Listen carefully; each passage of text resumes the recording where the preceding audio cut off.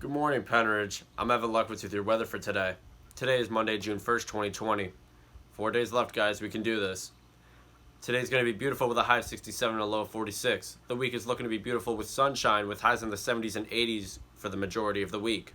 That's it for me. Now off to the next segment.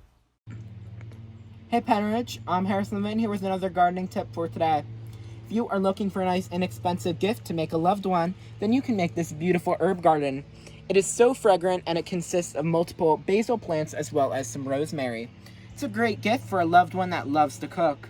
That's it for me, now off to the next segment. Hey, what's up? It's MJ McPhelin. Just one quick announcement. If you're at all interested in being in the senior video, go to our Instagram at PenridgeTV. Go to the link in the bio, sign up. We're going to be filming all week. Today, tomorrow, and Wednesday we're going to be filming outside the school. Thursday we're going to be filming in the community. Friday inside the school, and then we're just going to go from there. If you have any questions, DM us, email us at penridgevideo@gmail.com. Yeah, that's about it. That's it for us here at the Daily Ramble. Have a great day, Penridge.